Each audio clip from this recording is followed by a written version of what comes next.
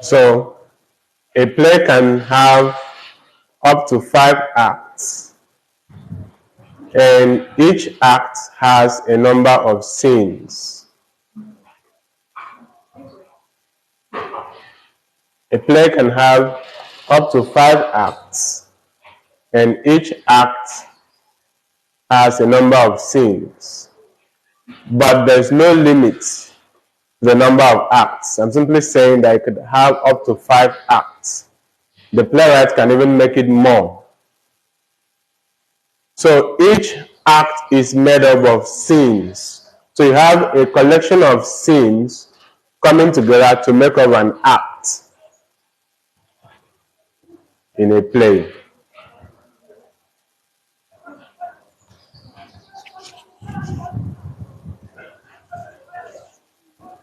Have a collection of scenes make up an act. There are other ways of organizing a play without mentioning acts and scenes. When you look at some of the contemporary plays, they don't really say Act 1, Scene 2, Act 1, Scene 1. They may have other creative ways to organize the play. Some can use movement. Okay? Another thing that we need to look at is theater. Another element of drama that we need to look at is theater. Theater. Theatre. Theater.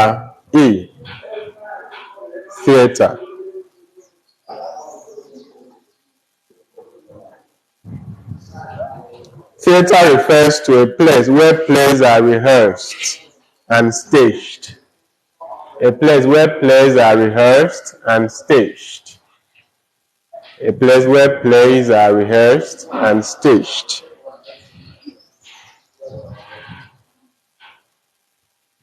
A place where plays are rehearsed and staged.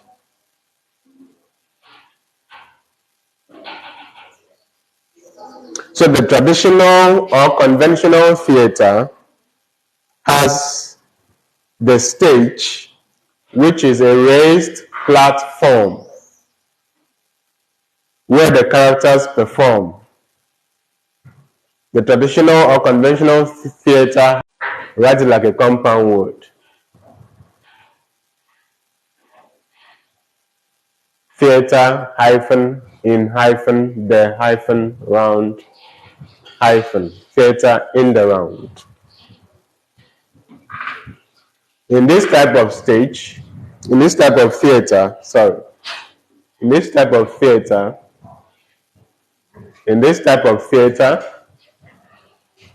the stage is located in the middle of the theater. The stage is located in the middle of the theater.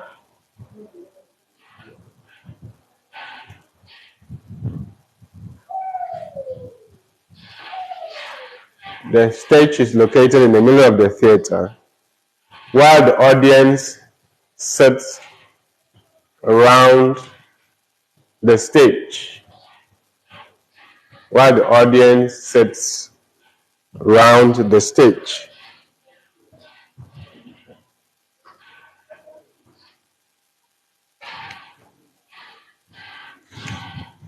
Apart from these two types of theater, the proscenium stage and theater in the round, we have other types of theater.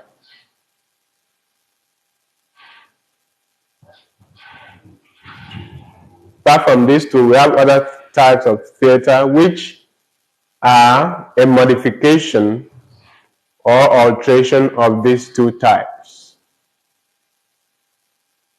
Some of them are arena theater. Some of them are arena theater.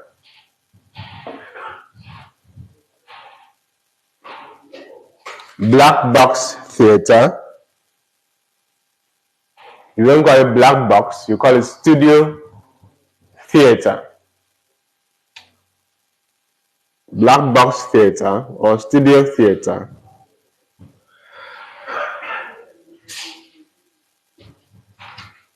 platform stage, platform stage, you have platform stage,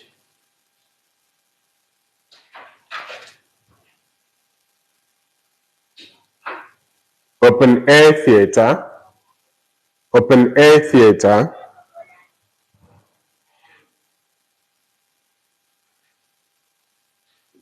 among other names. Did I mention thrust stage? THRUST. Thrust stage. Let's look at director as another element of drama. Director. Director. A director is the person who guides the players in the performance of the play. A director is the person who guides the players in the performance of a play.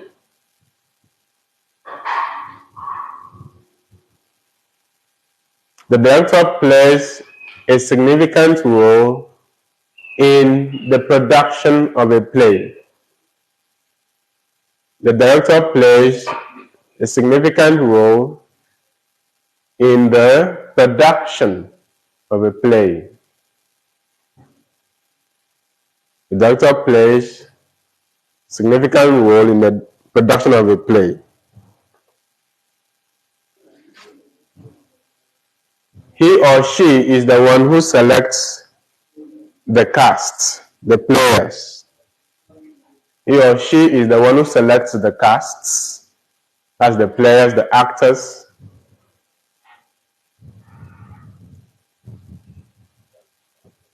He is the one who assigns roles to the cast.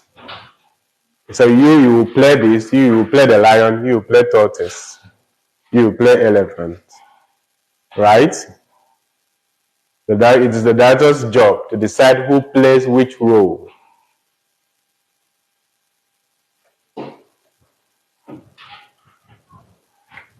The director also interprets the script. The director interprets the script. The director interprets the script.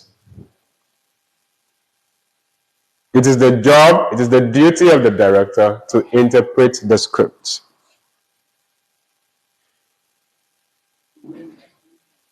He has to educate the actors on what the script means and how the meaning of the script will be realized on stage. So you could see it's not easy to be a director. That's the duty of the director, to tell the actors what the script means and how through performance the script will be realized on the stage. The meaning will be brought on the stage. Apart from that, the director also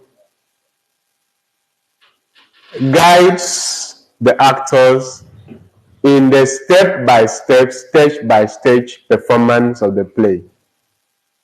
So the director is the person that tells you, stop, you've not acted well. Do it again. That's the job of the director. You can do one thing over and over again until the director finds it perfect.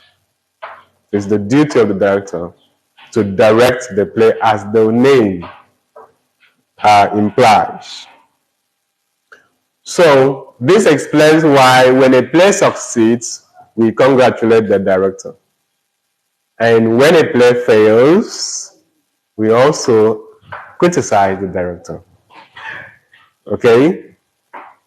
So the success or failure of a play, of a production, is attributed to who? The director.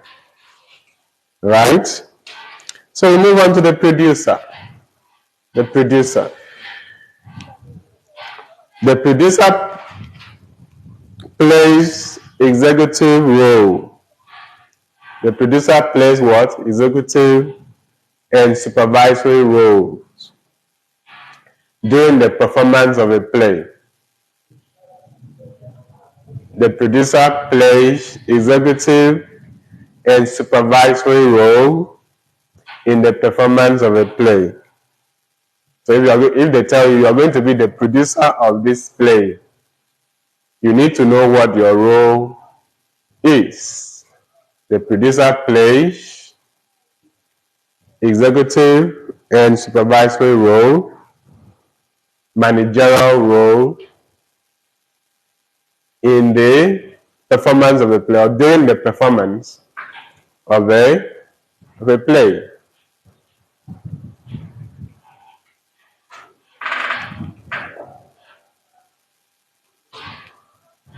It is the producer's duty to provide an enabling environment, a conducive environment for the production of the play. Of course, we may have different forms of producer, okay? But if you are talking about producer generally, this is his duty to make sure that everything goes smoothly during the performance of the play. So by providing an enabling environment, a conducive environment, the play will succeed.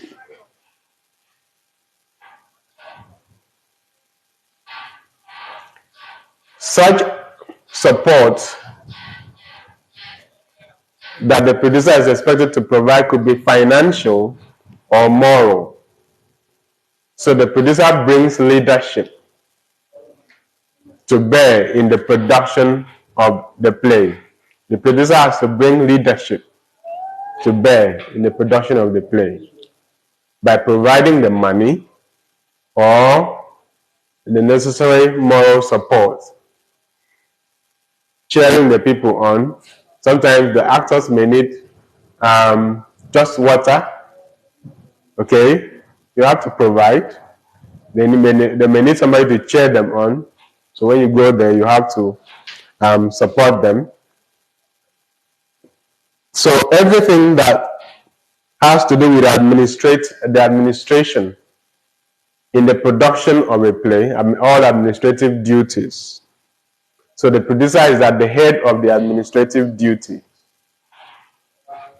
that will bring about the success of a particular production. We move on from there, we look at stage direction.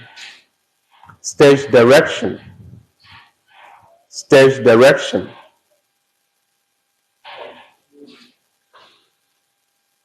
Stage direction refers to an instruction either at the beginning of a scene or in the course of the play, meant to guide actors and directors on how to deliver the play on the stage. An instruction either at the beginning or in the course of the performance, in the course of the play, to guide actors and the director on how the play should be realized, how the play should be delivered on the stage. This is what we mean by stage direction. It's very important in drama. When you pick up a drama text, there's no drama text that you pick up that you will not find stage direction. Right? Do you have a copy of any play in the classroom?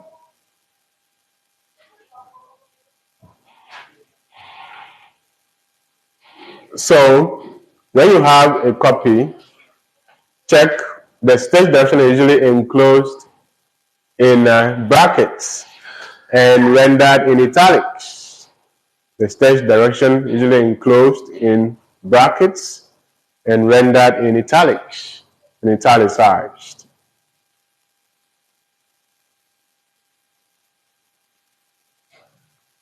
For instance, the stage direction can guide us in how a particular word or expression should be said.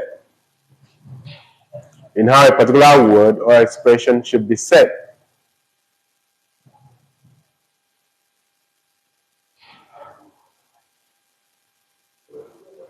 For instance, you might have the expression "good morning" as a line that an actor should speak. Now, the stage direction can guide the actor on how to say that expression. Okay? You can find in the stage direction whispers. That means if you find whispers, you're not going to say good morning. You say alright? Because that's what the stage direction guides you. So the stage direction is the instruction that guides the actors or the director on how a play should be realized. Okay? You can even guide them on how the stage should be set. What are the things that should be found on the stage? Alright? The table, where should the table be? Where should the actor stand when speaking?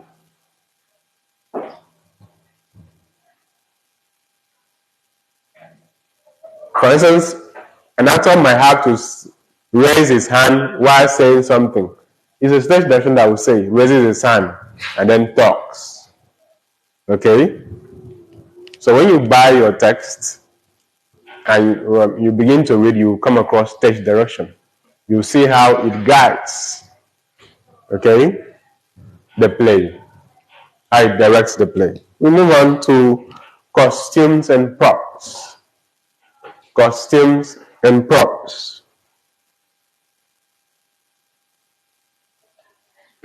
Costumes and props.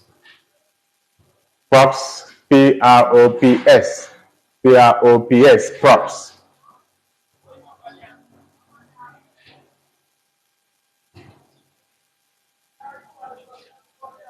So these are all the items of clothing. These are all the items of clothing and bodily ornaments. All the wearables and the carryables. All the items of clothing and bodily ornaments, materials or objects that actors need to create the needed reality in the play. All the item, costumes and props are all the items of clothing and bodily ornaments, including materials or objects carried by the actors in order to make the play come alive. You have to make the play come alive. That's what we mean by costume and props. Costumes are mostly the clothes that the actors wear. Props are all the objects. For instance, if you have a teacher acting, this is a prop. Okay? This is prop. Because we need this to create an educational reality, educational environment. This is prop. This is prop. You need it in your set, in your drama, to create the reality of a classroom. Also, if you want to create the reality of a shrine, all right, you know what you need, right? Good. So, in the shrine, the character might not look like this. You might find chalk being used to draw lines. Okay, that's part of creating the reality. You might have all those ugly faces being hung on trees around. So those things are props. And the native doctor might carry something, maybe an elephant tusk. So those objects are props. Or a maiden is going to the farm or returning from the farm, he has to carry something on the head. That basin that the person or basket that the person is carrying is a prop.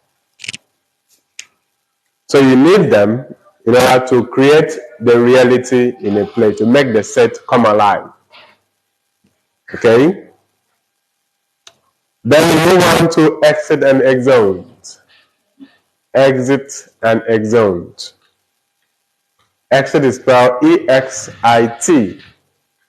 And exeunt is spelled E-X-E-U-N-T.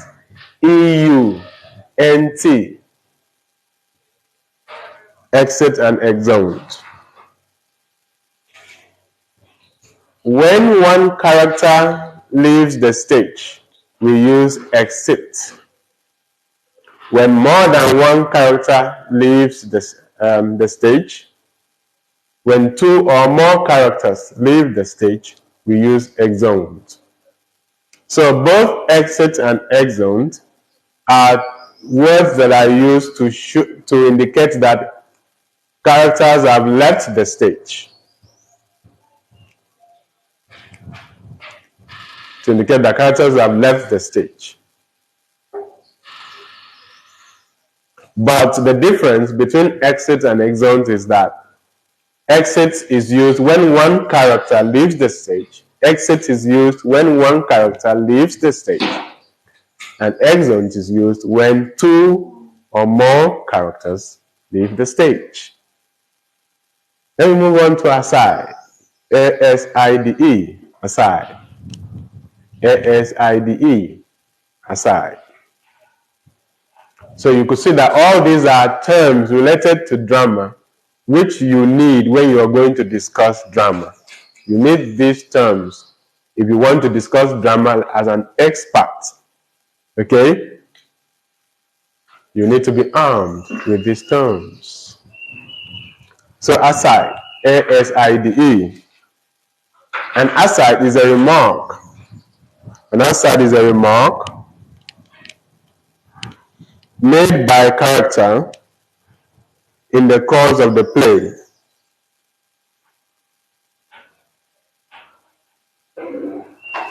Which is intended to be heard only by the audience and not by the other characters present on stage. Please take note of all these things. Take note of all these things. Very important.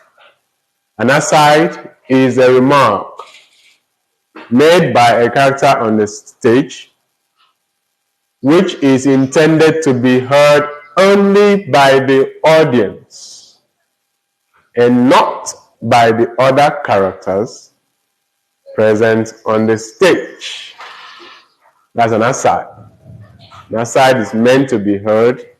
It's a remark made by a character on the stage about other characters. But those other characters are not to hear it. It's only the audience that should hear it. Okay? That is why an aside usually sounds conspiratorial in nature. An aside is usually what? Conspiratorial in nature. Because like somebody is speaking against the character on stage, speaking against other characters, like as if it's conspiring against them, and they are not aware, but the audience is aware. Okay? Soliloquy. Soliloquy. The next element of drama that we want to look at is soliloquy. Soliloquy. Spelled S-O-L-I-L-O-Q-U-Y.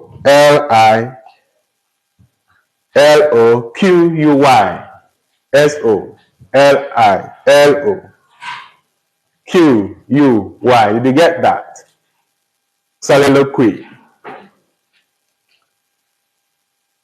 So soliloquy refers to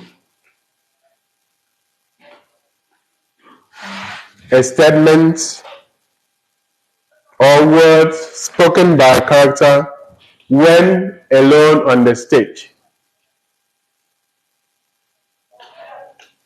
A statement, words spoken by a character to himself while alone on the stage. The character thinks that he or she is alone on the stage and there's nobody around to hear him or her, and the person speaks thinking that he or she is alone. Alright? But the audience eavesdrops. The audience does what? The audience eavesdrops on the speech made by the character. The character is on the stage, thinks he or she is alone, which is why we define it as a statement made by a character on the stage to himself or to herself when alone on the stage. But the audience does what? The audience eavesdrops. The audience eavesdrops. You don't even mean it to be heard by the audience, but by virtue of the fact that the audience are there, but the character is oblivious of the presence of the audience. Okay? By being oblivious of the presence of the audience, that means the character does not know that the audience is there to listen. So the audience eavesdrop. If you eavesdrop on somebody's conversation, that means you just hide to listen. Right? You hide to listen. If you eavesdrop on somebody's conversation, eavesdrop, EAVESDROP. You hide to listen. Plus, saying something, you now go and listen. You're eavesdropping. You are not invited. Nobody asks you to come around to listen. You hide to listen. So that's what we mean by that. So we move on to monologue. Monologue. A monologue is a long speech. A monologue is a long speech addressed by a character on the stage directly to the audience. So you should be able to make the difference between monologue, soliloquy, aside. They ask you. You need to know the difference. In monologue, a character is on the stage and makes a long speech that is addressed directly to the audience. Okay? The monologue is a long speech made by a character on the stage and addressed to the audience.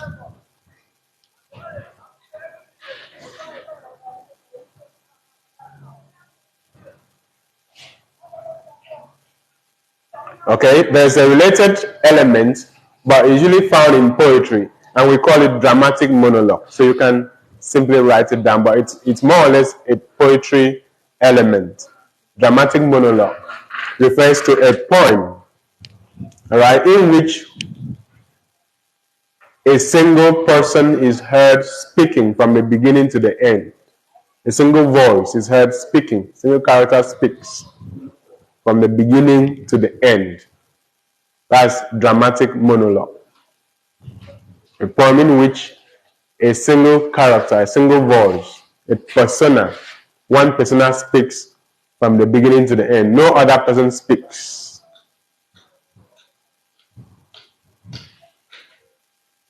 So, and that in that speech, it seems to be addressing someone, but the person he is addressing does not respond, does not speak. So that's dramatic monologue. But monologue, in the context of drama, refers to a long speech made by a character on the stage addressed directly to the audience. The next element of drama we want to look at is dramatic irony.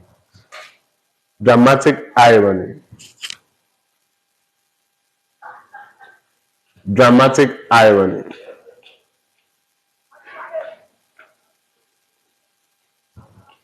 Dramatic irony refers to a situation whereby the audience knows better than what a character knows about the course of events in a play. When something happens in the play and the characters are in the dark while the audience has more information than the characters, that situation is called dramatic irony. A situation whereby the audience knows better than the characters about the course of events in a play.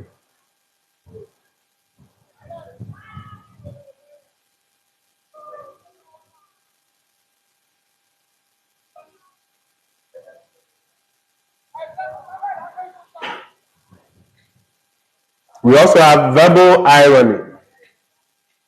Verbal irony.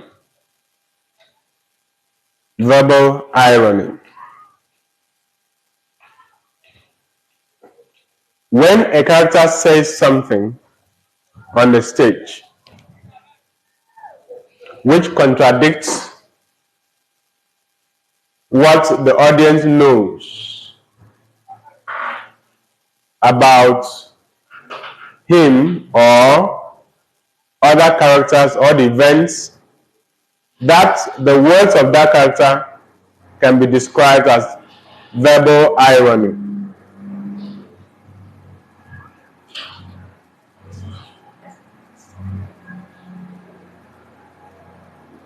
Where a character says something that differs sharply from what the audience knows, that is verbal irony. When a character says something that contradicts the knowledge of the audience, that is verbal irony.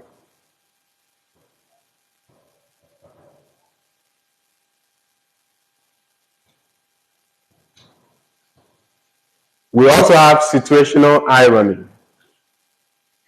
We also have situational irony. We also have situational irony. Situational irony occurs when an action brings about an unintended result. Situational irony occurs when an action brings about an unintended result.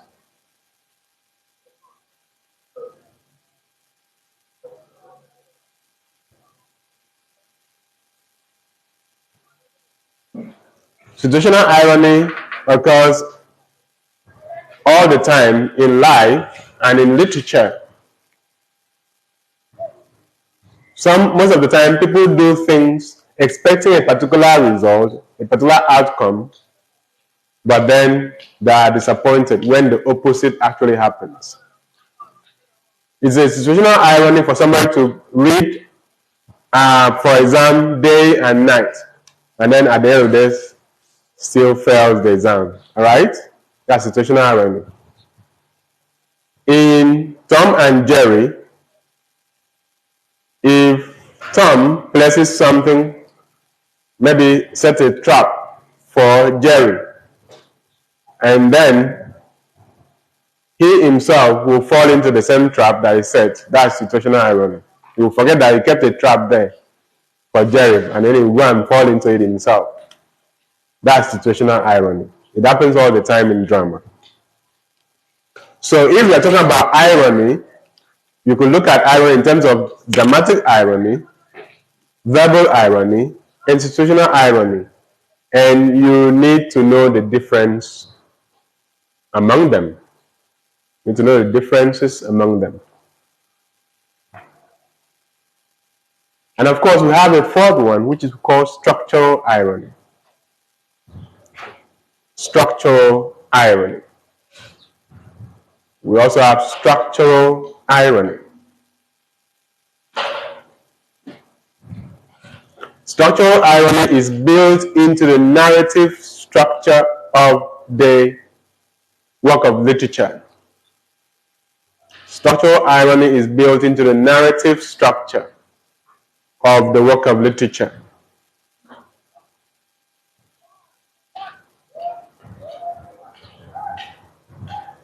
It is found in the narrative itself, especially through the presence of a naive narrator. Through the presence of who? A naive narrator. Naive. Naive is spelled N-A-I-V-E. Naive narrator. That means a narrator who is not aware, who is not knowledgeable, to the extent of telling the story against himself or herself. Okay? A narrator who is so naive, so innocent, to the point of doing what? Telling the story against himself or herself.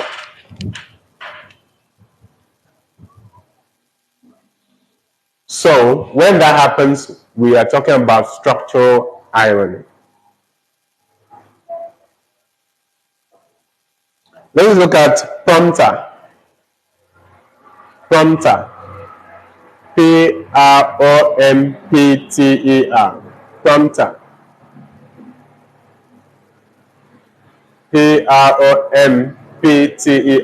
Prompter. The prompter can be defined as a person who stays behind the scene to remind actors of forgotten lines. They tested this question in the 2022 exam. If you check the past question, 2022, you'll see that question.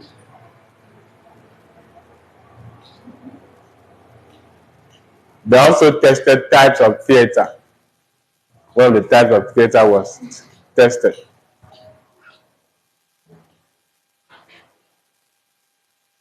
A prompter is a person who stays behind the scene to remind actors of forgotten lines. Actors are human beings.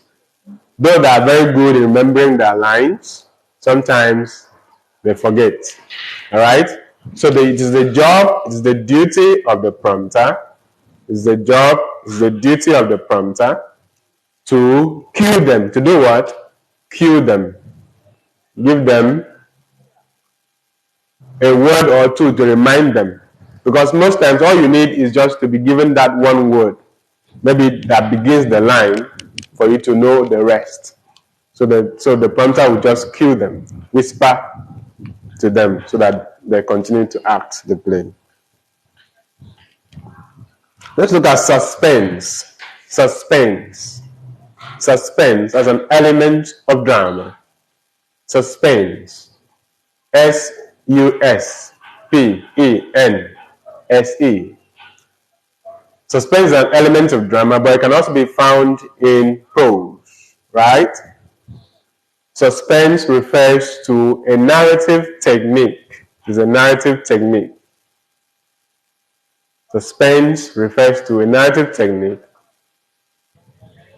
through which the author sustains the interest of the reader in the story.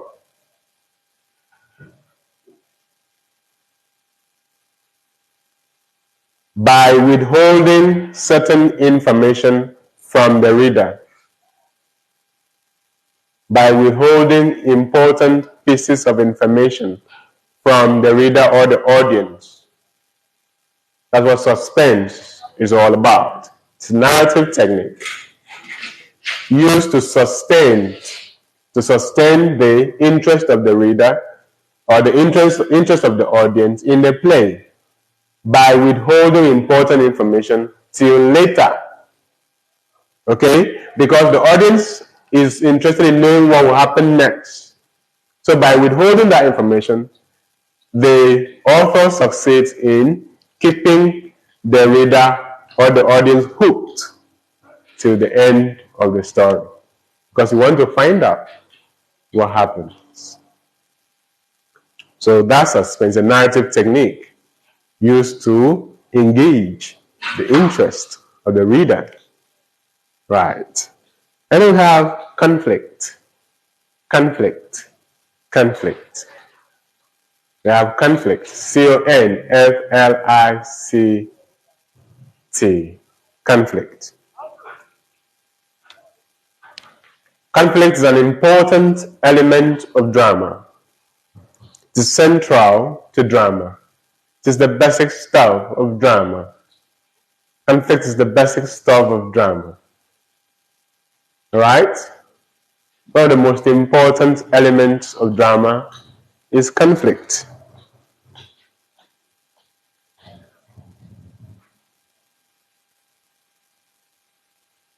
And of course, you have dialogue and action. So conflict refers to the struggle between opposing forces in a work of literature or in a play. The struggle between opposing forces or parties or people. Remember that you need to know how to technically define each of these elements. because sometimes you might need them in order to answer questions. All right? You might need them in order to answer questions. For instance, if I ask you, discuss the conflict in the play Once Upon an Elephant, you cannot convince me that you've answered the question properly without defining what conflict is, because it is by knowing what conflict is that you'll be able to apply the knowledge in the text. Draw it out in the text. Tell me the levels of conflict in the text. You need to know what, so you have to know how to define the key terms in the question. So conflict is important because without conflict there is no drama. Without conflict there is no drama. This is what Judge Bernard Shaw once said. Judge Bernard Shaw once said, without conflict there is no drama. In fact, drama is like life itself. There's no life of an individual that has no conflict.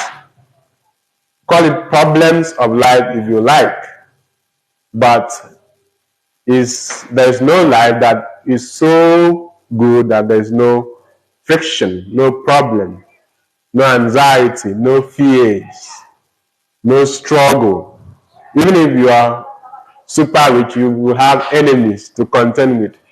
Even if you are a very big company, you have competitors to contend with. So conflict is part of life, as it is the basic ingredient of drama. So you cannot tell me that there's no conflict in the play. So why is it a play? Because it dramatizes conflict. The play dramatizes conflict. That's what it does. The conflict of life. So conflicts exist at various levels. All right? Conflicts exist at various levels. You have one personal conflict, or you might call it internal conflict. The conflict within the individual. All right?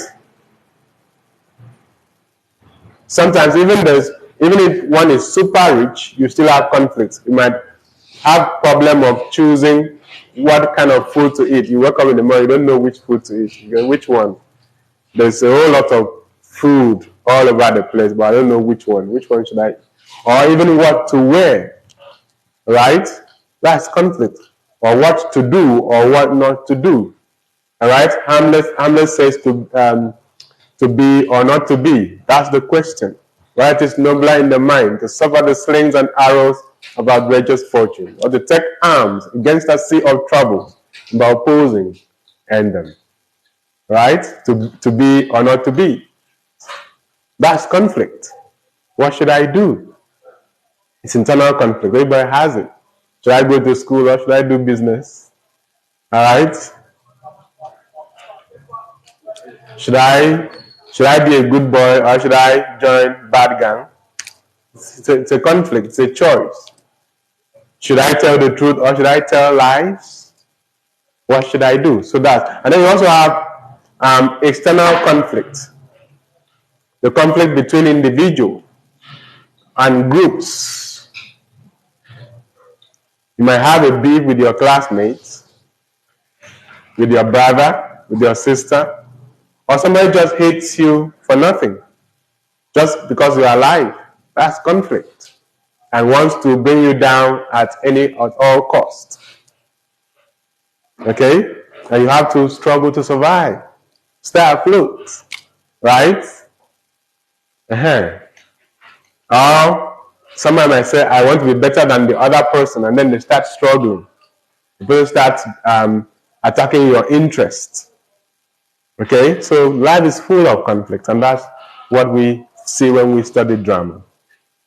We have conflict between good and evil. We have conflict between what? Between good and evil. Right? Conflict between good and evil exists. And sometimes it appears that as if evil will overtake the good. Right? Although in drama we have what we call poetic justice, whereby no matter how the good person suffers, he will triumph at the end. Because in literature, good always triumphs over evil, right? In literature, good triumphs over what? Evil. That's what happens.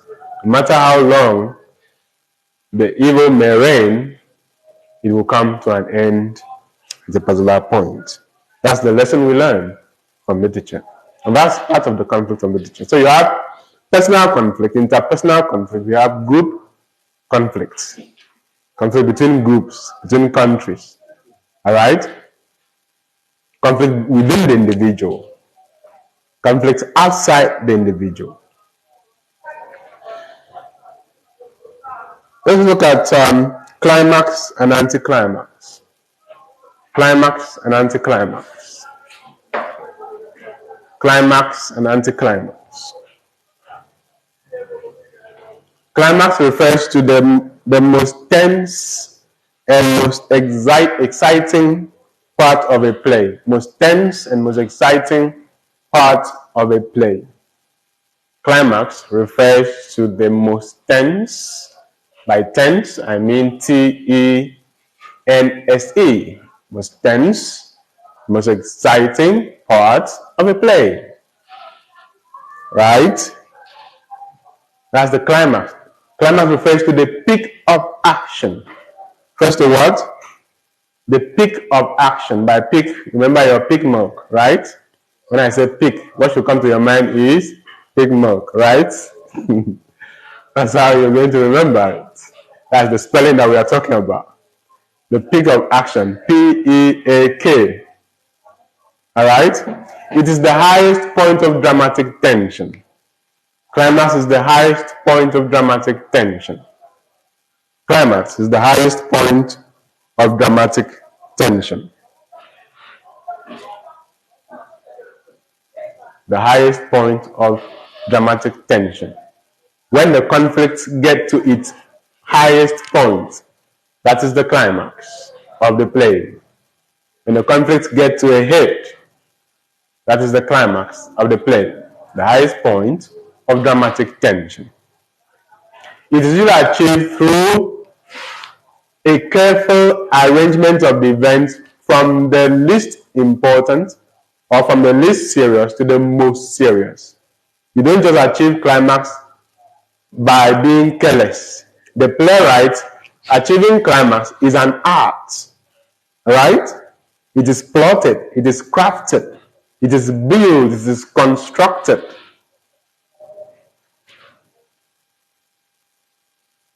Achieving climax is an art. It is achieved by a careful arrangement of events from what? From the least serious to the most serious. From the least important to the most important. That is how to attain climax. That's how climax is achieved in literature. The events have to be crafted, have to be arranged from the least serious to the most serious. From the least important to the most important. That's how it is done. For instance, if you have three events, you say, he lost his shoes, he lost his car, and his wife. Alright? Can you see the hierarchy of the loss? He lost his shoes, lost his car, and his wife. So you can see that the person has arranged the event in such a way that it begins from the least important to the most important. Alright? Meaning, like conventionally, shoes is least important in that order, car, and then wife is the most important. Although some people can value the car more than the wife. However, it ought to be that you value human being more than material things. That's how the world is supposed to be. Although in our time, We might be a bit different. Okay?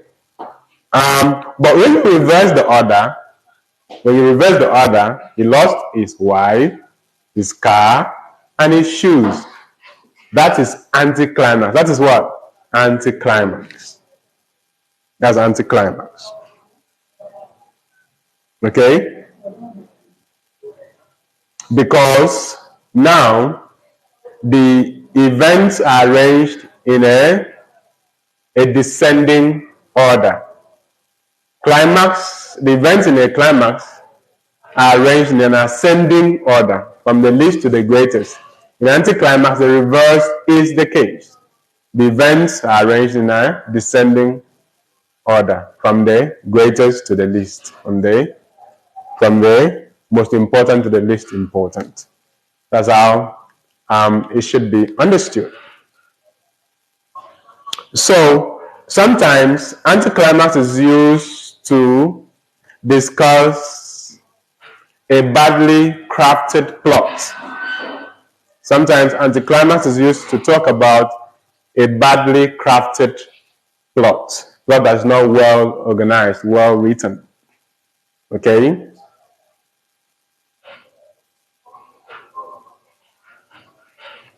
So anticlimax refers to the arrangement of events in a play in such a way that the most important comes first, while the least important comes last. That is anticlimax. The arrangement of events in a play in such a way that the most important comes first, the least important comes last. That is anticlimax. In climax, we arrange the event in such a way that the least important comes first and the most important comes last. That's how it is done.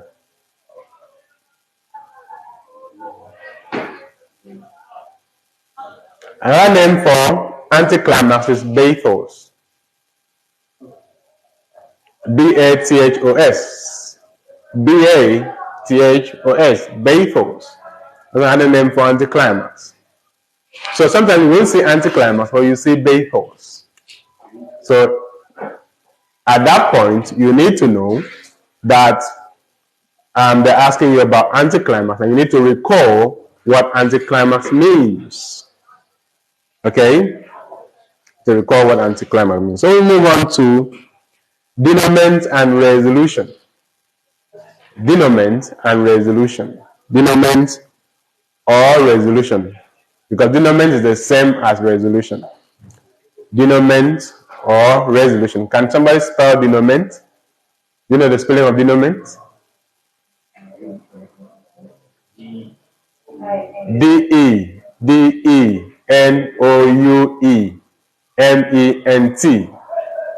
as denouement. D-E-N-O-U-E-M-E-N-T.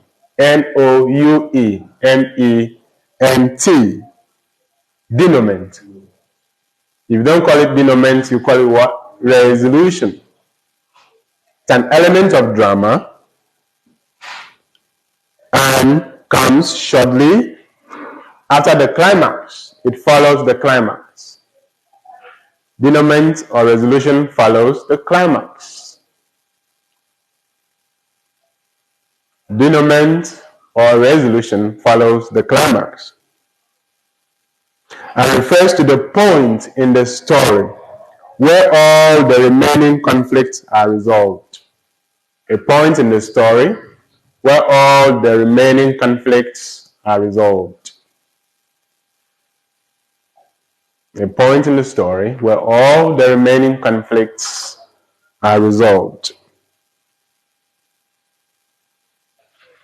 In denouement, all the loose ends of the play are tied up. In denouement, all the loose ends of the play are tied up.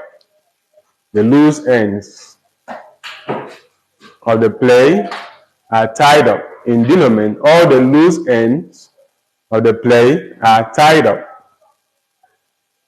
And clarifications are made on any mystery in the plot. All clarifications are made all mysteries are revealed in denouement. In denouement, the remaining conflicts are resolved, clarifications are made, and what happens? Mysteries are resolved.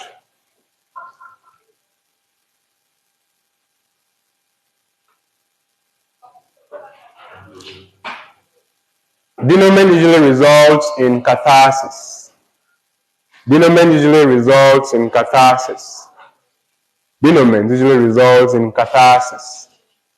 Catharsis. C-A-T-H-A-R-S-I-S. Catharsis. Denouement usually results in catharsis. Catharsis refers to the purging of the emotion in tragedy. The purging of the emotion in a tragic play. The purging of the emotion in a tragic play. Catharsis. Let's look at comic relief. Comic relief. Comic relief is an element of drama usually found in tragedy. Comic relief is an element of drama found in tragedy, specific to tragedy. Comic relief is an element of drama specific to tragedy.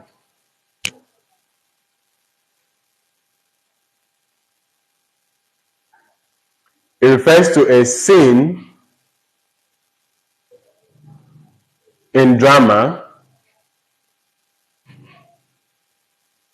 which is used to ease tension. It's a comic scene in a tragic drama used to ease tension. By ease, I mean E-A-S-E, to ease tension. Moment.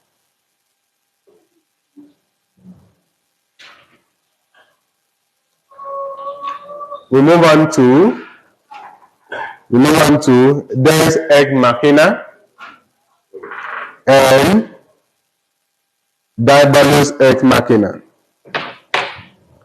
Deus Ex Machina. Deus is spelled D-E-U-S.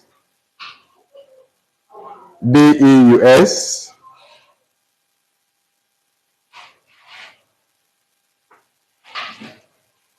D-E-U-S is the Latin for God, Deus. Then you have X. X is spelled E-X. E-X. Then you have Machina.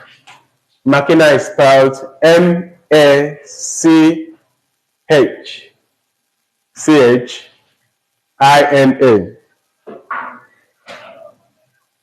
Deus Ex Machina. And Diabolus Ex Machina. Diabolus is spelled D-I-A-B-O-L-U-S. Diabolus. Diabolus is spelled D-I-A-B-O-L-U-S. Then you have Ex Machina. Have you spelled Machina?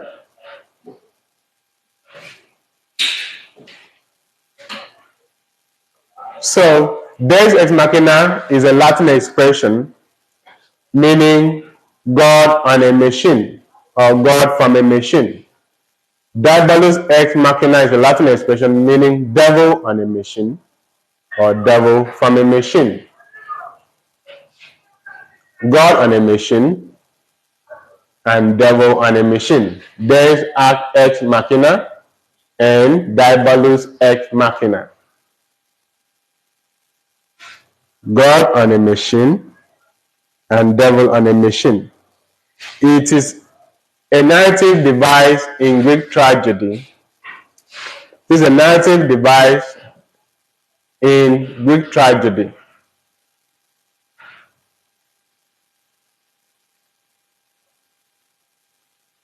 in Deus Ex Machina, a supernatural force descends on a chain to the stage.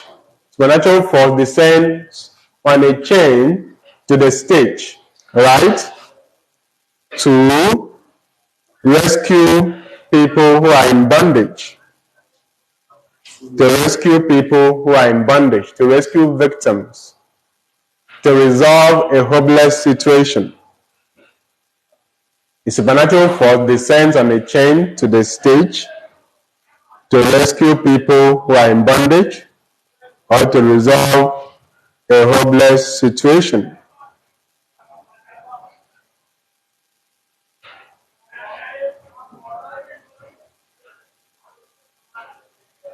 So, when something bad happens to people, the characters in the play, and they are in a hopeless situation, there is no room for escape. And then something miraculous happens to rescue them, to save them. That could also be explained as what? Could also be explained as what? Deus Ex Machina. The opposite of Deus Ex Machina is Diabolus Ex Machina. That's devil from a machine, or devil on a machine. And this is explained when something bad unexpectedly suddenly happens to people who were maybe enjoying themselves or were happy. So that's an instance of Diabolus Ex Machina. So both are also a plot resolution strategies. Both are also plot resolution strategies. Both are also plot resolution strategies, in the sense that they usually bring the play to an end. They usually do what? Bring the play to an end.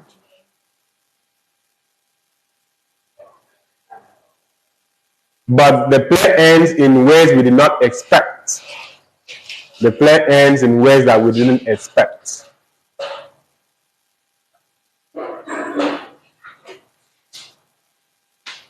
So in Diabolus Ex Machina, the evil force descends on a chain to cause problems.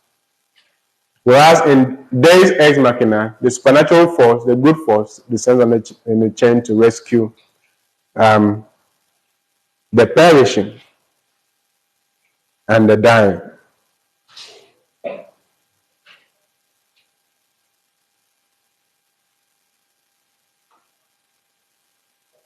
The next element of drama that I want to look at is the three unities. The three unities. Just write it like that, the three unities. The three unities. Write them in capital initials. Write them in capital initials. The three unities. Have you ever heard of the three unities before? The three unities were propagated by Aristotle, the ancient classical philosopher, literary theorist,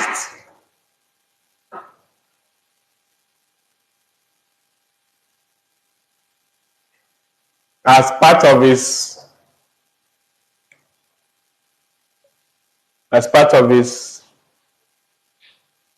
theorization on drama,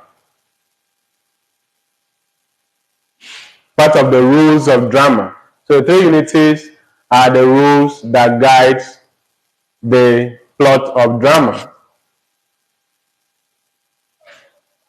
They refer to three concepts: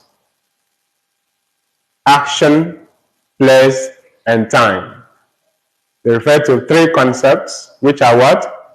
Action, place, and time. Action, place, and time. So if somebody asks you, what are the three unities? What are you going to say? They are what? Action, place, and time. Beautiful.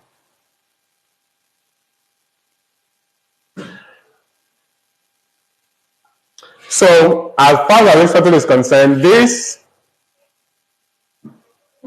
three concepts have to be in harmony in a play for the play to be considered a good play. These three concepts have to be present in the rule regarding the unity of action is that the play must deal with one main action. The play must have one main action. It's not just enough to know the three unities. You need to know the rule of each concept in it. So the unity of action says what? That the play must have what? One main action, a single action. The play must have a single action. Right? Have you noted that? Then the unity of plays specifies that the play should be acted, or the setting of the play should be in one place. The actions must take place in one place, in a particular location. Right? So it's not, it should be noted that it's not all the time that these rules are followed. Okay? But they are usually followed. Maybe not all the time. For instance, in Othello, you have the first action taking place in Venice, and then the next action takes place, the rest of the action takes place another place. Okay? So you have two places in Othello where the actions occur, but the first place is just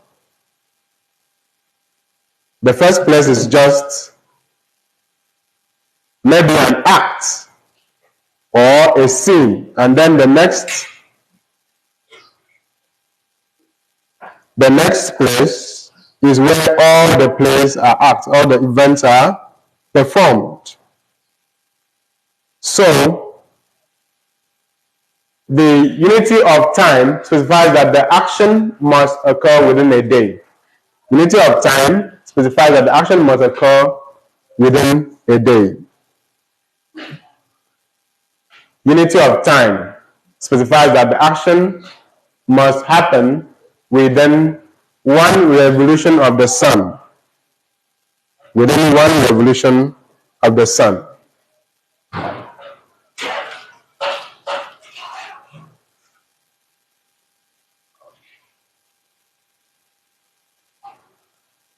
So the play must last within 24 hours. The action, all the events in the play must take place within one day.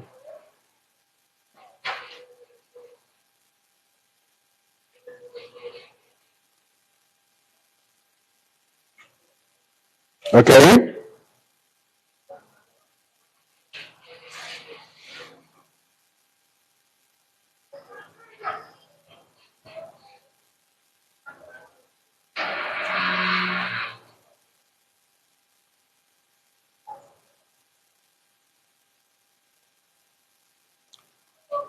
Okay, let's just look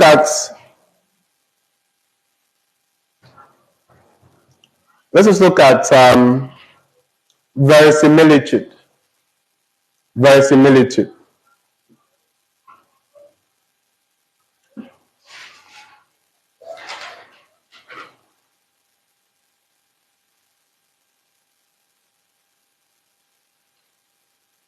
Verisimilitude. Can you spell it? It is spelled Verisimilitude.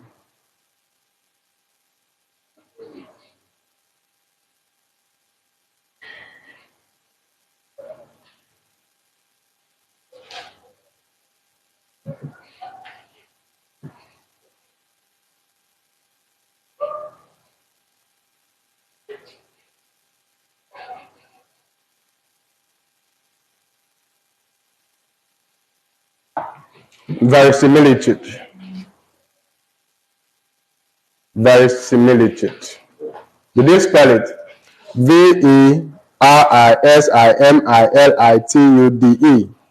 verisimilitude. Verisimilitude. verisimilitude.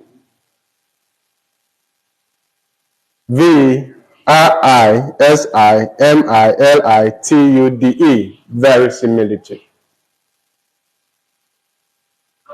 This refers to the semblance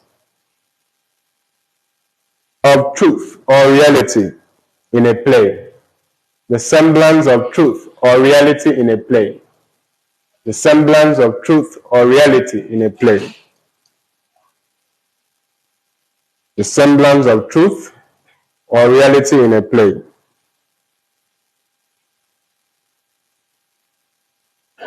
Is a term used to describe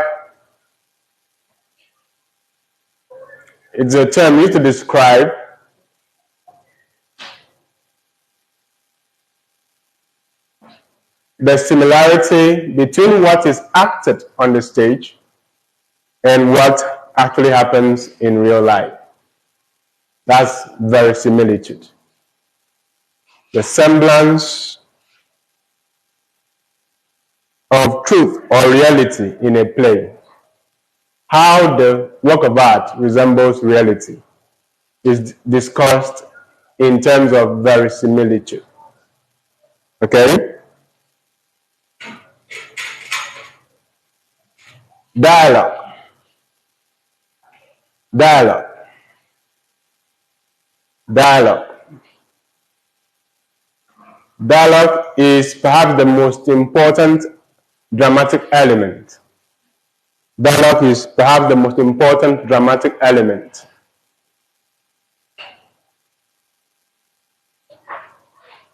Because plays are written using dialogue between or among characters.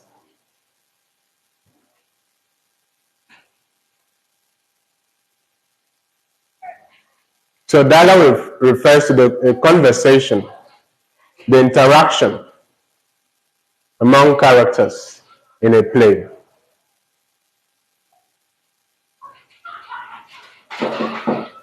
Plays are realized through the interrelationship among dialogue, action, and conflict. When you put the three together, you have a play. So the characters dialogue among themselves, act, and then through that action, conflict is generated and is resolved. Let's look at the dramatic plot.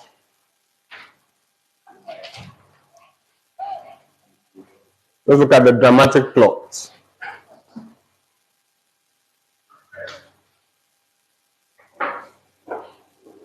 The plot refers to a sequence of events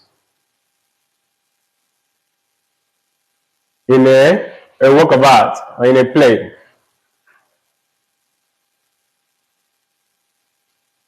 That is, which event comes first, which one comes last, which one comes in the middle.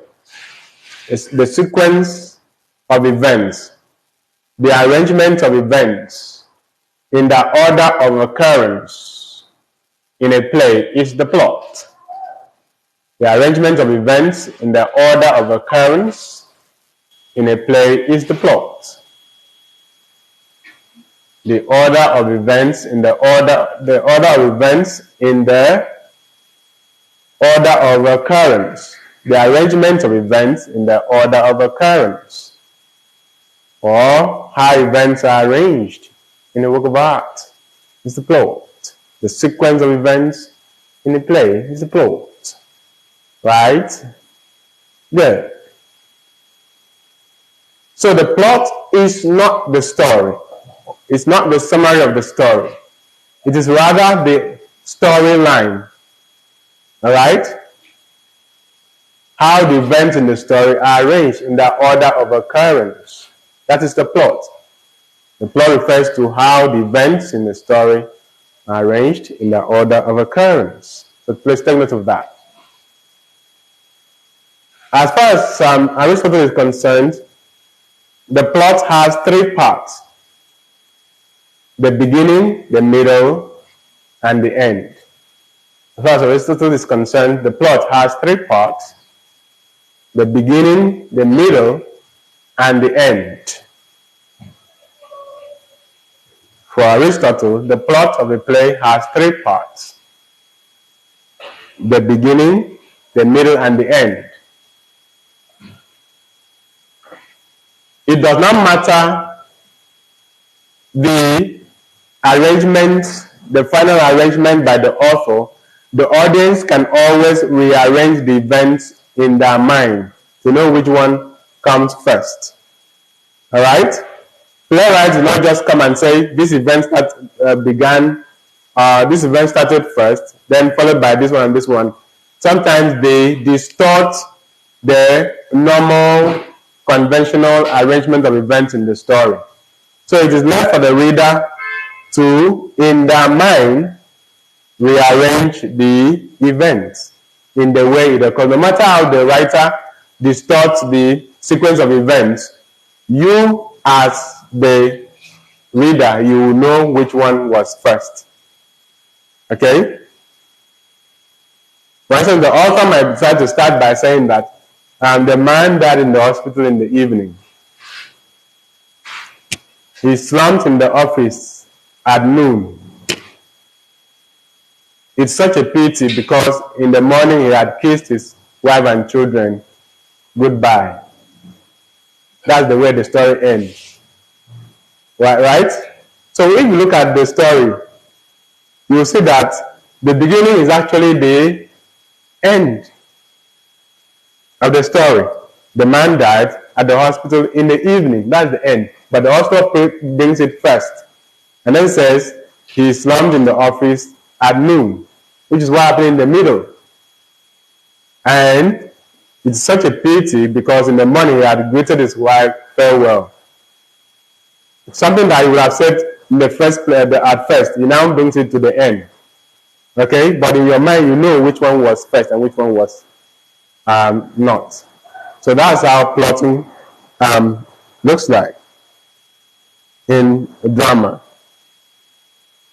So the dramatic plot has 5 parts. The dramatic plot has 5 parts. The dramatic plot has 5 parts. These are the exposition. These are the exposition. These are the exposition. Exposition. Rising action. Falling action. Sorry, rising action. Climax. After rising action, we have climax. After rising action, you have climax. Then falling action. And then resolution. And then resolution. So the 5-point structure of the plot in drama are exposition, rising action, climax, falling action, and what? Denouement. Alright? They can be represented in the Freytag's pyramid. They can be represented in the Freytag's pyramid.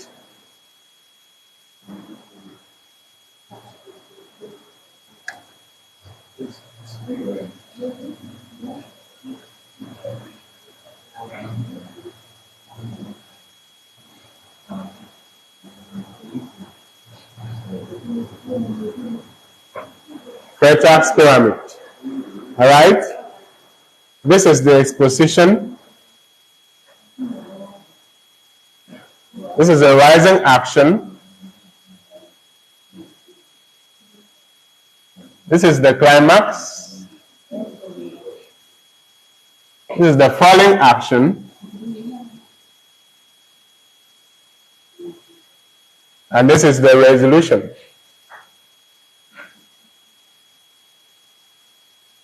Or denouement. Okay? So the exposition is the beginning part of the plot. The exposition is the beginning part of the plot.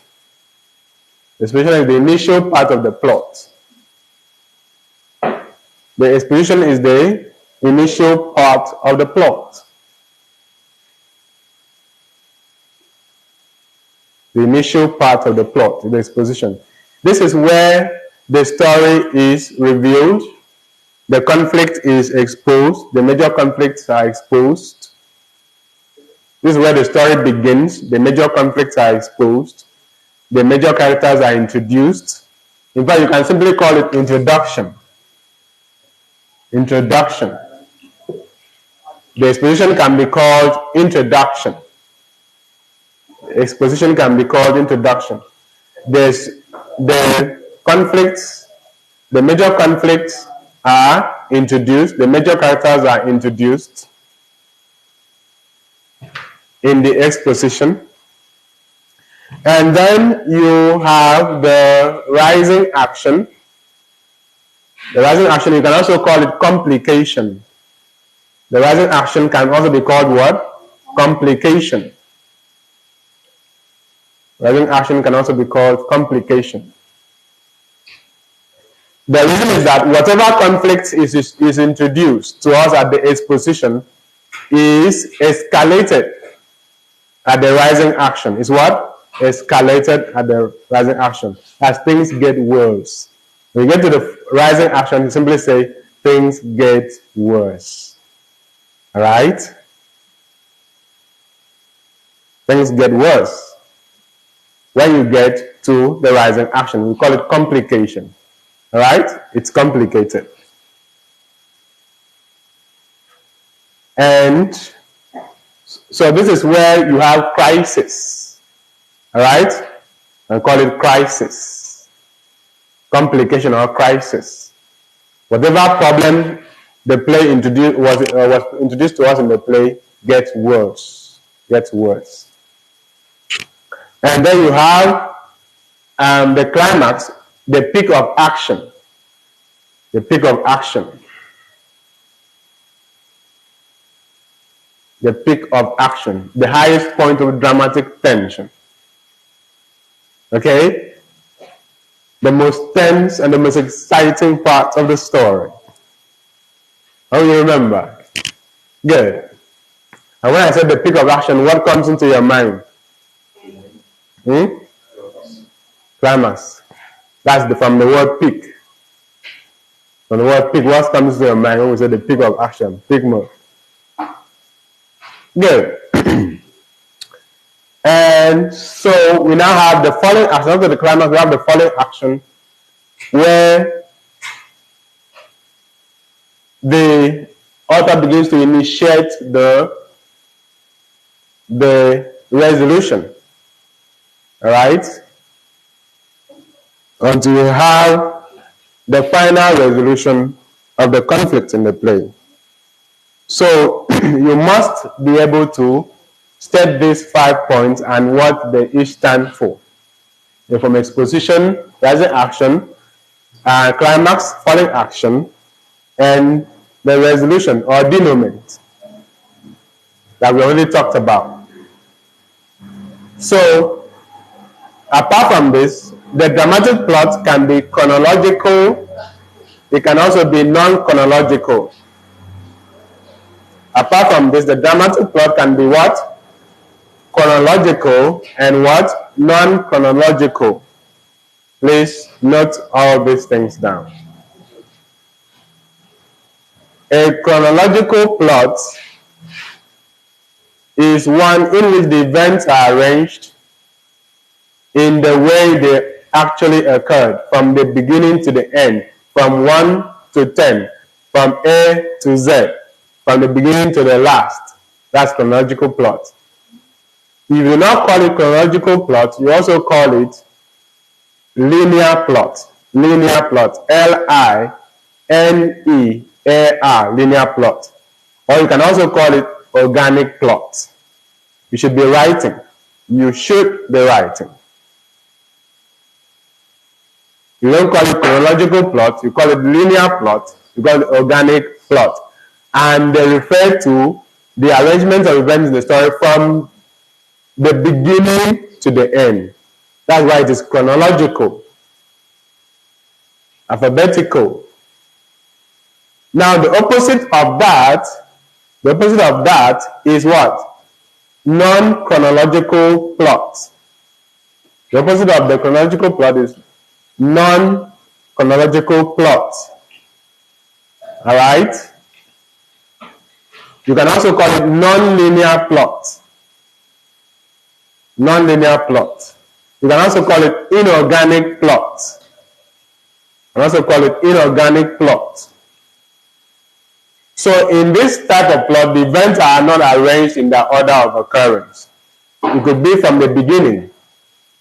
Alright? Sorry, it could be from the end or from the middle. But it is not chronological, it's not from the beginning. It's not orderly in terms of how the events occurred. Then there's a type of non-chronological plot that we call in medias res. In medias res. In medias res. We write it in 3 words. In medias. Medias is M-E-D-I-A-S.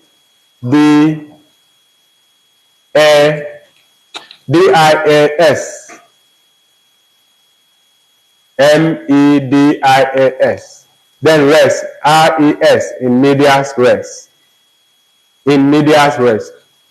This is a Latin expression which means in the middle of things. This is a Latin expression which means what?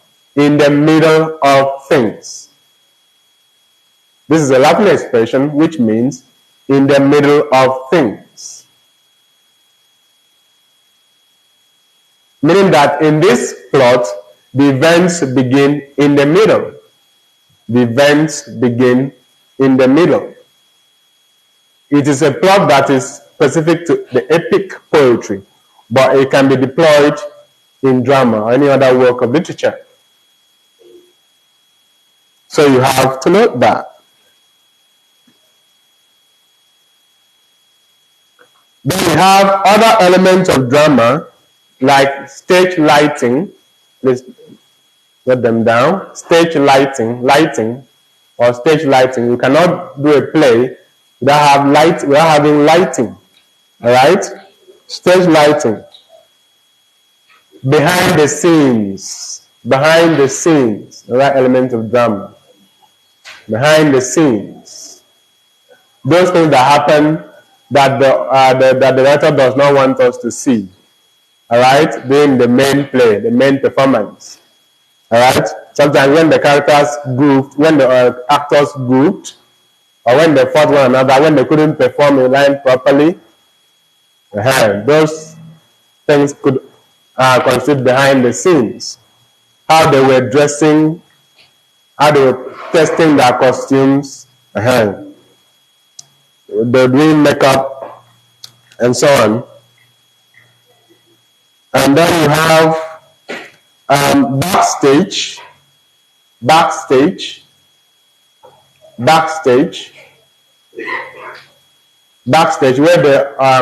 where the behind the scenes usually take place, or where the actors change, or where they prepare, where they wait for the performance to be called up, and so on and so forth. Then you have makeup artists,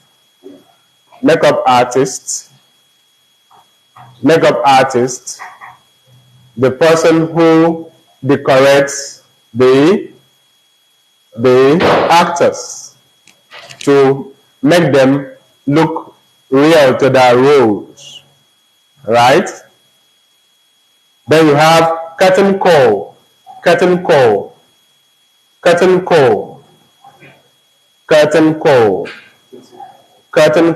C-U-R-T-A-A-N, curtain.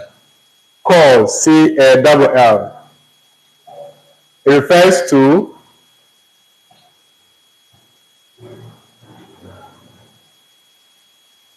the appearance of all the cast at the end of the drama, either for introduction or for applause, acknowledgement.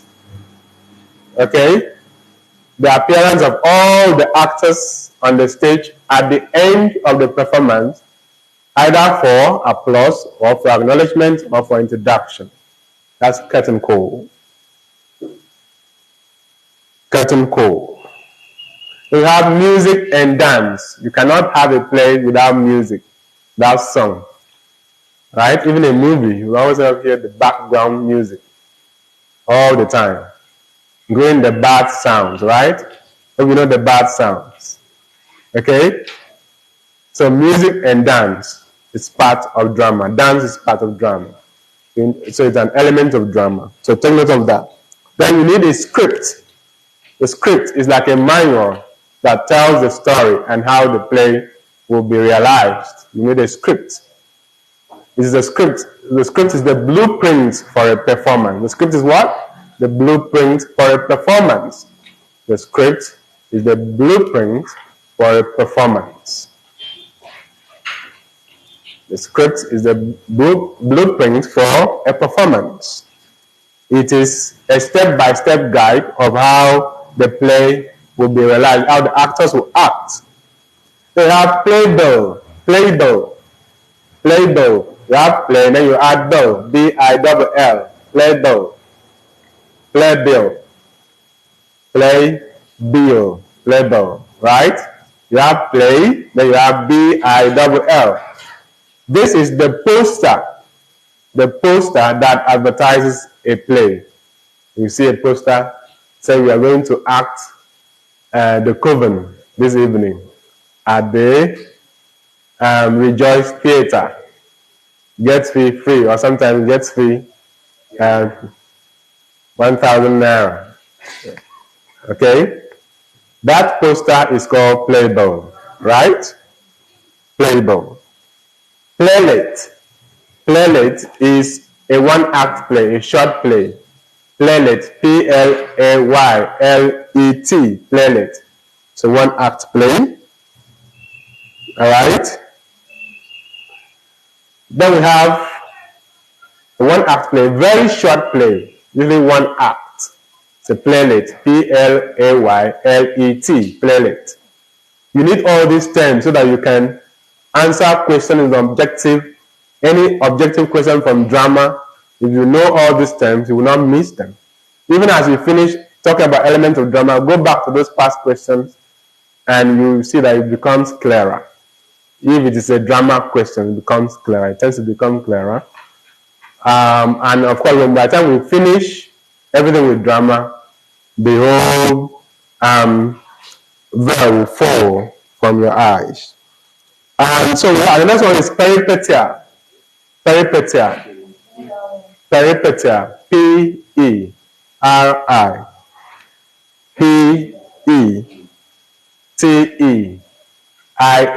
Peripetia. Peripetia. P-E-R-I-P-E-T-E-I-A. Peripetia. Peripetia. Peripetia refers to the sudden reversal in the fortunes of the tragic hero. The sudden reversal in the fortunes of the tragic hero is peripetia. The sudden reversal in the fortunes of the tragic hero. Alright? Something is going well for the tragic hero, and then suddenly something happens and then he falls. That's that action that takes him back. Alright? Is peripetia. Sudden reversal in the fortunes of the tragic hero is peripetia. Alright? They have hubris. Hubris. We talked about hubris yesterday. H-U-B-R-I-S. The pride or arrogance in the tragic hero which leads to his fall or destruction or disgrace. Right? And then we also have amartia. Amartia. Amartia. H-A-M-A-R-T-I-A. Amartia. H-A-M-A-R-T-I-A.